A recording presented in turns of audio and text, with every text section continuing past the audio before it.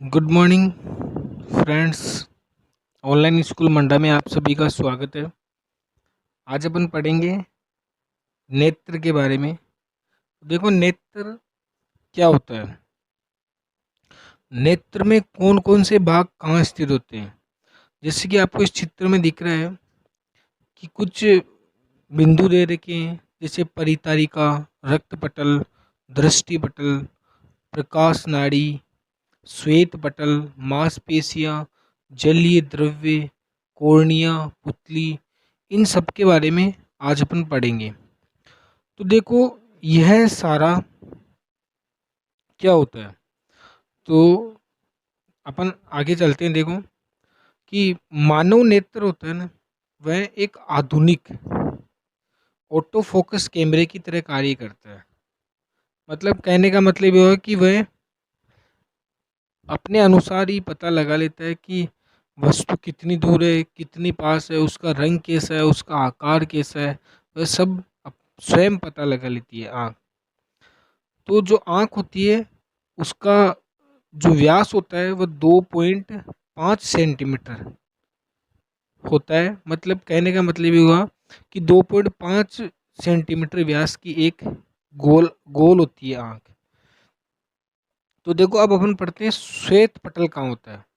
तो देखो, इस डायग्राम के अंदर देखो, श्वेत पटल होता है कि आंखों के चारों तरफ का जो सुरक्षा कवच होता है, उसको अपन श्वेत पटल कहते हैं।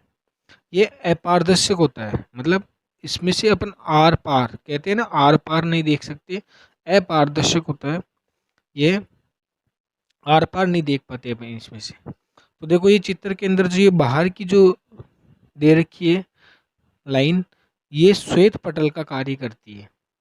अब है कॉर्निया। तो देखो, कॉर्निया क्या होता है।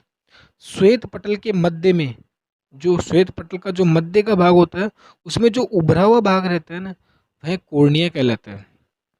यह पारदर्शी होता है, इसमें से अपन आर पार देख सकते हैं, तथा यह प्रकाश किरणें इस भाग से अपसारित होकर आंख में प्रवेश करती है। प्रकाश किरणें क्या इस भाग से अपसारित होकर आंख में प्रवेश करती है। तो अपन डायग्राम में देखते हैं कि कॉर्निया देखो कहाँ होता है।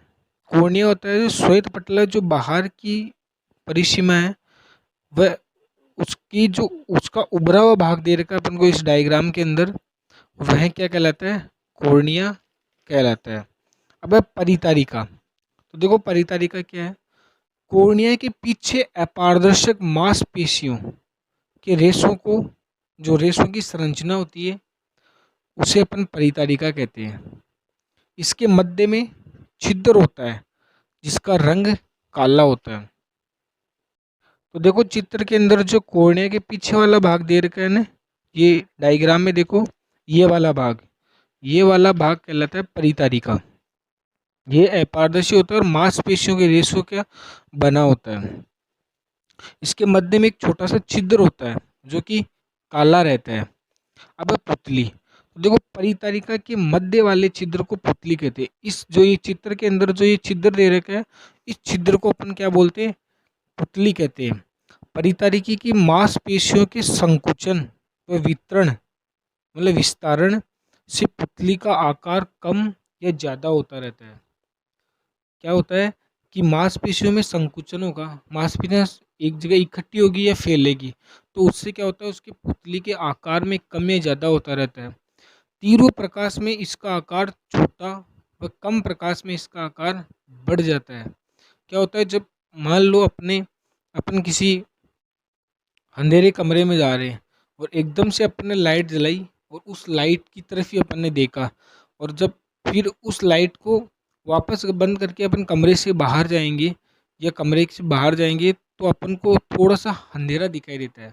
वह अंधेरा इसलिए होता है क्योंकि अपनी आँख होती है, वो पुतली होती है, वो क्या एक बार सिकुड़ जाती है, और सिकुड़ने के कारण वो पूरा दृश्य देख नहीं पाती, और धीरे धीरे जब वो खुलती है तो पूरा दृश्य देख पाती है। इसलिए उस रोशनी के कारण क्या होता है, उसमें सिकुड़न होती है। जब व्यक्ति तीव्र प्रकाश से मंद प्रकाश में आता है, जब तीव्र प्रकाश, जब बहुत ज़्यादा प्रकाश होता है और बहुत कम प्रकाश की तरफ आता है, तो कुछ समय तक उसको नेत्र से ठीक दिखाई नहीं देता, और थोड़ी देर बाद पुतली का आकार बढ़ जाता है, जिससे वह दिखाई देने लग जाता है। तो कहने का मतलब ये हो कि जब अपन ज़्यादा रोशनी में जाएंगे और उससे जब बाहर आएंगे तो अपन को थोड़ी देर के लिए बाहर कुछ दिखाई नहीं देगा, अंधेरा दिखाई देगा, लेकिन वो धीरे धीरे क्या होता है, पुतली का आकार बढ़ जाता है और अपन को वस्तु दिखाई देने लग जाती है। अब देखो नेत्र लेंस, तो देखो नेत्र लेंस क्या होता है, जो परितरिका के पीछे एक लचीला क्या होता है, पारदर्शक पदार्थ होता है, पारदर्शक पदार्थ होता है, लचीला होता है, उसे अपन लेंस कहते हैं, जिसे नेत्र लेंस कहते हैं। यह पदार्थ मांसपेशियों के चारों ओर से घिरा रहता है, मांसपेशियों से चारों ओर से घिरा हुआ रहता है। कोर्निया से अपवर्तित किरणों को रेटिना पर फोकसित करने के लिए मांसपेशी के दाब के कारण लेंस की वक्रता त्रिज्या में थोड़ा परिवर्तन होता है। जब कोर्निया से कोई किरण आ रही है और वह अपवर्तित होती है, अपवर्तित होके जब रेटिना पर फोकसित करने के लिए, जब रेटिना पर उसको इकट्ठी मतलब रेटिना पे उसका प्रतिबिंब मिले, इसलिए उन किरणों को रेटिना पे मिलाने के लिए मांसपेशियों के दबाव के कारण लेंस की वक्रता त्रिज्या में थोड़ा सा परिवर्तन होता है, जिससे प्रतिबिंब थोड़ा छोटा और उल्टा और वास्तविक बनता है। प्रतिबिंब बनता है लेकिन छोटा बनता है, उल्टा बनता है और वास्तविक बनता है। अब देखो जलीय द्रव्य, तो देखो जलीय द्रव्य अपन देखते हैं, ये इस डायग्राम के अंदर जलीय द्रव्य देखो ये होता है, यहाँ पे होता है, ये क्या होता है देखो, नेत्र लेंस व कोर्निया के मध्य एक पारदर्शक पतला द्रव भरा होता है, जिसे जलीय द्रव्य कहते हैं। यह द्रव्य इस भाग में दबाव लगाता है, जिससे आंख गोल रहती है। अब जलीय द्रव्य नहीं होगा तो अपनी आंख क्या हो जाएगी, सिकुड़ जाएगी। इसलिए द्रव्य इसलिए भरा जाता है कि अपनी आंख फैली रहे, मतलब दबाव लगाता है वह, जिससे आंख क्या रहती है, गोल रहती है। यह कोर्निया व अन्य भागों को पोषण भी देता है, और ये जलीय जो द्रव्य होता है यह कोर्निया व अन्य भागों को क्या देता है, पोषण भी देता है। अब देखो रक्त पटल, रक्त पटल क्या होता है, श्वेत पटल के नीचे एक झिल्ली पाई जाती है। इस डायग्राम में देखो जो यह भाग है ना, यह भाग, इसको बोलते हैं अपन रक्त पटल। यह रेटिना को ऑक्सीजन व पोषण देता है। अब ये रक्त पटल क्या होता है, रेटिना को ऑक्सीजन व पोषण देता है और आंख से आने वाले प्रकाश का अवशोषण करके उसकी भीतरी दीवारों से प्रकाश के परावर्तन को रोकता है। जो भीतर की दीवारें होती हैं उससे परावर्तन नहीं हो, इसलिए उनको रोकता है ये क्या, रक्त पटल। अब दृष्टि पटल, जिसे अपन रेटिना कहते हैं, जहाँ पे अपना प्रतिबिंब बनता है, वह रेटिना। रक्त पटल के पीछे एक पारदर्शक झिल्ली रहती है। देखो चित्र के अंदर ये जो ये वाला भाग दे रखा है ना, ये वाला भाग कहलाता है दृष्टि पटल। वस्तु से आने वाली प्रकाश किरणें कोर्निया एवं नेत्र लेंस से अपवर्तित होकर रेटिना पर फोकसित होती है। कोर्निया से होती हुई आती है और नेत्र लेंस से अपवर्तित होकर वह रेटिना पर इकट्ठी हो जाती है। और रेटिना में अनेक प्रकार की सुग्राही कोशिकाएं होती है, जो वहाँ से ऊर्जा प्राप्त करती है, और ऊर्जा प्राप्त करने के बाद वह वहाँ से सक्रिय हो जाती है। और सक्रिय होने से क्या होता है, रेटिना पर बनने वाला जो प्रतिबिंब होता है वह उल्टा होता है, नाड़ियों द्वारा मस्तिष्क में संकेत जाता है। और क्या होता है, उल्टा होता है, लेकिन जो अपने नाड़ियाँ होती है उनके द्वारा मस्तिष्क में संकेत आता है कि आपको वो चित्र दिख रहा है। तो ये चित्र अपन को कैसे दिखाई देता है, उसका आकार, रंग, और अपन को ये पता चल जाता है कि चित्र सीधा है, आकार और रंग कैसा है उसका ये पता चल जाता है जब रेटिना पे अपना वो बनता है। अब देखो काचाप द्रव्य, नेत्र लेंस व रेटिना के जो मध्य भाग में पारदर्शक द्रव्य भरा होता है, ये वाला जो डायग्राम देखो, इसके अंदर जो ये वाला भाग है ये काचाप द्रव्य होता है। इन दोनों के बीच में, रेटिना और नेत्र लेंस के बीच में जो पारदर्शक द्रव्य भरा होता है उसे अपन काचाप द्रव्य कहते हैं। तो यह अपनी कुछ परिभाषाएं थी जो आँख के बारे में थी, भाई आँख में ये कहाँ कहाँ होती है, और ये सारे भाग आँख के थे। अब अपन देखते हैं समंजन क्षमता क्या होती है।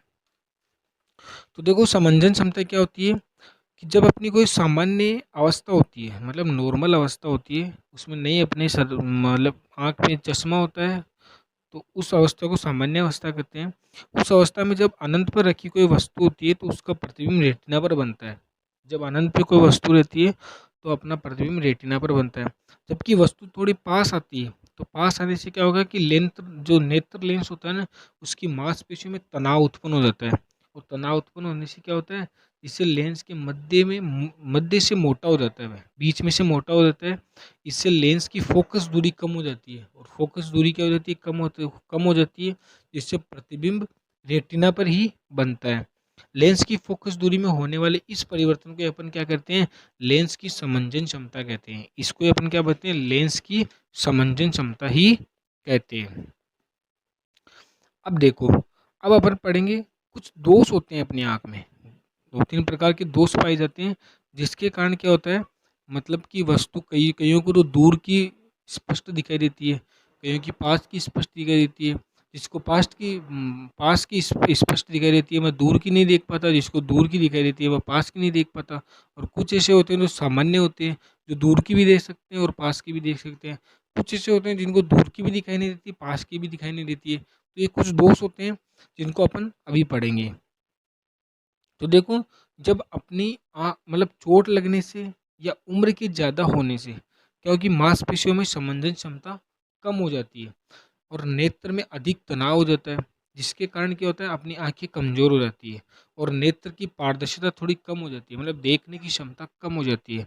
इससे आंखों में निम्न दोष पाए जाते हैं, जैसे कि पहला है निकट दृष्टि दोष। निकट दृष्टि दोष जो ये चित्र आपको दे रखे, डायग्राम दे रखे, इनके द्वारा ही अपन समझेंगे। तो पहले चित्र में क्या हो रहा है कि ये प्रकाश की किरण अनंत से आ रही है, वो दर्पण से टकराएगी। दर्पण से टकराने के पश्चात इसका देखो, जो किरणें हैं ना, परावर्तन के पश्चात वह रेटिना पे नहीं मिल रही है, वह रेटिना पे नहीं मिल रही है, अपवर्तित होकर रेटिना पे नहीं मिली है, रेटिना से पहले ही मिल रही है। तो ये होता है निकट दृष्टि दोष का उदाहरण है। ये निकट दृष्टि दोष बता रहा है कि इस बंदे में क्या है, निकट दृष्टि दोष है। ऐसे दूसरा जो डायग्राम है वह बता रहा है कि इसका जो प्रतिबिंब है ना, वह रेटिना पर बन रहा है। कहाँ बन रहा है, रेटिना पर बन रहा है। लेकिन जो फोकस दूरी है ना, वहां से देखने पर, एक नॉर्मल दूरी होती है, वहां से देखने पर ही इसका प्रतिबिंब कहाँ बनेगा, रेटिना पर बनेगा। मतलब निकट दृष्टि दोष युक्त नेत्र का दूर बिंदु, निकट दृष्टि दोष है उसको, लेकिन उसका दूर बिंदु कहाँ है, वो वहां तक ही वस्तु को देख पाता है, उससे आगे नहीं देख पाता, उससे आगे निकलते उसको दिखाई नहीं देती है। फिर तीसरा डायग्राम जो अपने दे रखा है कि अनंत से किरणें आ रही है, अवतल दर्पण भी लगाया हुआ है और वो रेटिना पे बनता है प्रतिबिंब। प्रतिबिंब क्या बनता है, रेटिना पे बनता है। और ये क्या होता है, यही एक एग्जैक्ट जो अवस्था होती है, यही होती है निकट दृष्टि दोष का निवारण के लिए। भाई ये अब इसका उपाय यही है। अब देखो, इस दोष के बारे में पढ़ते हैं। इस दोष में व्यक्ति को पास की वस्तु स्पष्ट दिखाई देती है। निकट दृष्टि दोष होता है, इसमें व्यक्ति को पास की वस्तु होती है ना, वह एकदम एकदम स्पष्ट दिखाई देती है, लेकिन दूर की वस्तु धुंधली दिखाई देती है। यह दोष नेत्र लेंस की वक्रता के बढ़ने से होता है। नेत्र लेंस होता है ना, उसकी वक्रता बढ़ जाती है ना, तो उससे क्या होता है, यह रोग होता है। कौन सा, निकट दृष्टि दोष। इस दोष से पीड़ित व्यक्ति के आंख में दूर रखी वस्तुओं का प्रतिबिंब रेटिना से पहले बन जाता है। कब, रेटिना से पहले ही वो बन जाता है, जबकि पास रखी वस्तु का प्रतिबिंब रेटिना पर बनता है। इसलिए व्यक्ति का दूर बिंदु अनंत पर न होकर पास आ जाता है। इससे क्या होता है कि उस दूर पर वस्तु, दूर बिंदु अनंत पे होता है ना, वह पास में आ जाता है, इसलिए उसको दूरदृष्टि दोष कहते हैं। उपाय देखो, इस दोष को दूर करने के लिए लेजर तकनीक का उपयोग किया जाता है। इसमें आंखों के सामने अवतल लेंस लगा दिया जाता है, जिससे क्या होता है, उसका प्रतिबिंब कहाँ बनता है, रेटिना पे बनता है और उसको स्पष्ट वस्तु दिखाई देती है, कोई दिक्कत नहीं आती और वह आराम से देख पाता है। चलो, अब ऐसे ही अपन देखते हैं दीर्घ दूरदृष्टि दोष। अब इस दोष में क्या होता है कि दीर्घ दृष्टि दोष होता है ना, इसमें क्या होता है कि ये जो डायग्राम दे रखे अपन को, ये 3 डायग्राम दे रखे हैं और सेम कंडीशन होती है निकट दृष्टि दोष से वैसे की वैसे, लेकिन इसमें वस्तु क्या होती है, उस बंदे को कहाँ की, मतलब दूर की वस्तु स्पष्ट दिखाई नहीं देती है। इतना ही फर्क है कि इसको दूर की वस्तु स्पष्ट दिखाई नहीं देती है, दूर की वस्तु सॉरी स्पष्ट दिखाई देती है, पास की वस्तु स्पष्ट दिखाई नहीं देती है। निकट दृष्टि दोष में पास की वस्तु स्पष्ट दिखाई देती है, जबकि दूर की वस्तु धुंधली दिखाई देती है।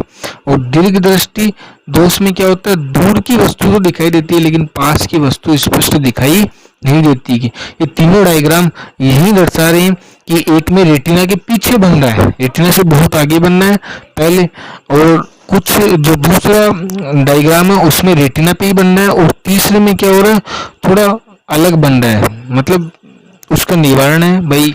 ऐसी कंडीशन होगी ना, तब व्यक्ति का बिंब, वो जो प्रतिबिंब है वो वहीं बनेगा। इस दोष में व्यक्ति को दूर की वस्तु स्पष्ट दिखाई नहीं देती है, लेकिन पास की वस्तु क्या होती है, स्पष्ट दिखाई देती है। इस दोष में सामान्य निकट बिंदु से वस्तुएं धुंधली दिखाई देती है, लेकिन जैसे जैसे दूर जाते हैं वस्तु स्पष्ट दिखाई देने लगती है। इसमें क्या होता है कि अपन एक ऐसी दूरी होती है, वहां तक तो अपन वस्तु को स्पष्ट देखते हैं, लेकिन जैसे जैसे दूर जाते हैं वैसे वैसे वस्तु अपन को और ज्यादा स्पष्ट दिखाई देने लगती है, लेकिन पास आते हैं तो वो स्पष्ट दिखाई नहीं देती है, मतलब पास की वस्तुएं स्पष्ट दिखाई नहीं देती है। इसे उपाय इसमें क्या है, इस दोष को दूर करने के लिए उत्तल लेंस का उपयोग किया जाता है। जो अपने आंख में उत्तल लेंस होता है ना, वह लगाया जाता है। चश्मे में उत्तल लेंस लगाया जाता है। यह लेंस पास रखी वस्तु का आभासी प्रतिबिंब इतनी दूर बनाता है कि दोष वाली आंख पर निकट बिंदु है, इससे उसकी आंख को निकट की वस्तुएं स्पष्ट दिखाई देती है। अब देखो जरा दूरदर्शी, जरा दूरदर्शिता। इस दोष से क्या होता है, व्यक्ति को दूर की वस्तु और पास की वस्तु दोनों ही धुंधली दिखाई देती है। ये क्या होता है, थोड़ा जो बूढ़े लोग होते हैं ना, बूढ़े आदमी, उनके अंदर यह दोष अधिकतर पाया जाता है। इसमें क्या होता है, इसके उपाय में क्या होता है, जब ये चश्मा होता है ना, इसमें द्विफोक्सी चश्मा होता है, मतलब एक ऊपर, मतलब चश्मे के अंदर एक बीच में से एक लाइन रहती है, कट लगाया हुआ रहता है, उसके ऊपर वाला जो चश्मा होता है ना, वह तो होता है अवतल, वो जो नीचे वाला होता है वह उत्तल होता है। तो अवतल ऊपर होता है और उत्तल नीचे होता है, ताकि वो पास की और दूर की दोनों वस्तुएं देख पाता है। अब देखो दृष्टि विस्मय दोष। दृष्टि विस्मय दोष में क्या होता है, इसे अपन अबिंदुकता का दोष भी कह सकते हैं। इसमें क्या होता है, कॉर्निया की जो गोलाई है ना, वह अनियमित होती है, मतलब एक गोल नहीं होता, वह अनियमित होता है, मतलब ये अव्यवस्थित होता है, कहने का मतलब। इस दोष में व्यक्ति को समान दूरी पर रखी ऊर्ध्वाधर और क्षैतिज रेखाएं स्पष्ट दिखाई देती है। जो समान दूरी पर रखी जो क्षैतिज या ऊर्ध्वाधर रेखाएं होती है, आडी या ऊबी रेखाएं होती है ना, वह स्पष्ट दिखाई नहीं देती है। ये उपाय क्या है, जो बेलनाकार लेंस होता है ना, उसका इसमें चश्मा लगाया रहता है या बेलनाकार लेंस लगाया रहता है, जिससे इसको अपन कम कर सकते हैं। ऐसे ही मोतियाबिंद रोग होता है। देखो मोतियाबिंद में क्या होता है, व्यक्ति की उम्र बढ़ने के साथ साथ नेत्र की क्या होती है, पारदर्शिता खत्म होने लगती है, मतलब कम हो जाती है, और उसका लचीलापन कम होने लगता है, जिससे जिससे प्रकाश का परावर्तन करने लगता है एवं वस्तु स्पष्ट दिखाई नहीं देती है, इसलिए इसे मोतियाबिंद कहते हैं। इसमें क्या होता है, इस रोग के अंदर क्या होता है कि व्यक्ति को दिखाई कम देने लग जाता है, लचीलापन कम हो जाता है। जो नेत्र लेंस अपन ने पढ़ा था पहले, वह नेत्र लेंस क्या हो जाता है, उसमें लचीलापन कम हो जाता है और परावर्तन करने लगता है, जिससे वस्तु स्पष्ट दिखाई नहीं देती है, और इसे मोतियाबिंद कहते हैं। अब इसका उपाय कैसे, देखो इस दोष को दूर करने के लिए नेत्र लेंस को हटा दिया जाता है। इस दोष को जब दूर करते हैं तो ऑपरेशन के द्वारा नेत्र लेंस को हटा ही दिया जाता है वहां से, क्योंकि वहां क्या होती है, मोतियाबिंद होती है, इसलिए उसको वहां से हटा दिया जाता है। नेत्र लेंस निकालकर व्यक्ति को मोटा व गहरे रंग का चश्मा लगा दिया जाता है, वही चश्मा लगा देते हैं। और इस रोग को वर्तमान में क्या ऑपरेशन द्वारा क्या करते हैं, उस नेत्र लेंस को निकाल के वहां कृत्रिम लेंस लगा दिया जाता है, जिन्हें अपन इंट्राओक्यूलर लेंस कहते हैं, इंट्राओक्यूलर लेंस कहते हैं। उसका उपयोग किया जाता है, जिससे व्यक्ति को थोड़ा स्पष्ट दिखाई देने लग जाता है। उतना नेचुरल तो नहीं होता है, लेकिन थोड़ा बहुत अच्छे दिखाई देने लग जाता है। तो ये आज अपन ने जो प्रकाश से चैप्टर था वह समाप्त कर लिए। अब अपन आगे भी ऐसे ही है, इस चैप्टर के आपको नोट्स मिल जाएंगे पीडीएफ से।